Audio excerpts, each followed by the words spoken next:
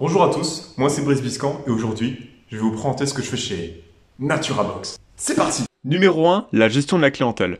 NaturaBox commercialise des coffrets cadeaux éco-responsables donnant droit à une prestation de service. Hébergement ou activité, il y en a pour tous les goûts. Et ça amène beaucoup de questions du point de vue de la clientèle. C'est quoi le principe? Comment marche un coffret cadeau? Mon coffret est périmé depuis 3 ans, est-ce que je peux toujours l'utiliser? Bref, l'objectif, c'est d'apporter une réponse à toutes les interrogations des clients pour qu'ils puissent correctement effectuer leur séjour ou activité. Numéro 2, la préparation des commandes. Elle se compose d'un carton craft sur lequel est posé un bandeau. On retrouve également un petit livret et le chèque cadeau qui va permettre au client d'effectuer sa réservation.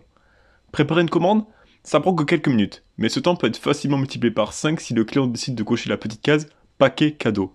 Je vous laisse imaginer ce que ça peut donner à Noël. C'est un peu le moment de l'année où tu mets un quart d'heure pour préparer une commande et pour au final te rendre compte Mais que ça ressemble à rien. Numéro 3, la gestion des partenaires. Il s'agit du cœur de mon métier.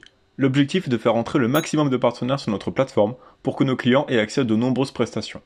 Tout commence par la phase de contact. Les prospects nous envoient directement un message pour décrire leur activité. Certains font moins d'efforts pour la présenter. Je sais pas, au moins bonjour, ça fait toujours plaisir. Vous noterez au passage qu'il s'agit de la même personne, on est carrément sur une récidive à ce niveau-là. Et s'ils ne viennent pas à nous, eh bien c'est moi qui irai directement les chercher via différentes plateformes. Les fichiers Excel et logiciels CRM sont mes meilleurs amis dans ce cas-là. Pour tous ceux qui sont intéressés, je leur envoie un questionnaire pour connaître leur action écologique. C'est là-dessus qu'on se base pour sélectionner nos partenaires.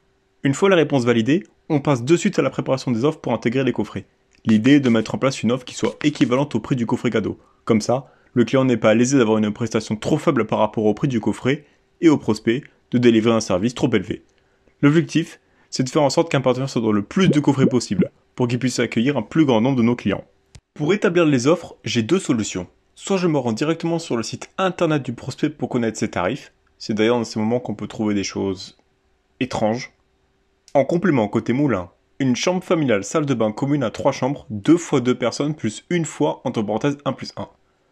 Alors je ne pensais pas que les hébergeurs mettraient des problèmes de mathématiques dans leur annonce, mais bon, pourquoi pas. Sinon, je leur demande directement de m'envoyer les prix de leurs chambres et de leurs options si elles ne sont pas clairement indiquées sur leur site. Et c'est à ce moment où on tombe sur des choses un petit peu plus particulières. Ambiance lune de miel, jacuzzi plus vidéoprojecteur connecté, Netflix, Prime, etc. Plus éclairage tamisé rouge, plus linge de lit en satin rouge, plus pétales de rose rouge, plus jeu de société sensuelle, petit smiley qui tire la langue, plus 61 adultes, 80€ par jour. Alors c'est dommage, on n'a pas de coffret réservé aux nuits un peu plus chaudes.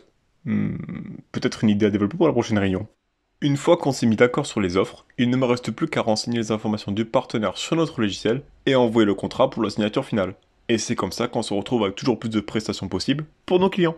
C'est la fin de la vidéo, il ne me reste plus qu'à vous souhaiter un excellent séjour éco-responsable. Au revoir.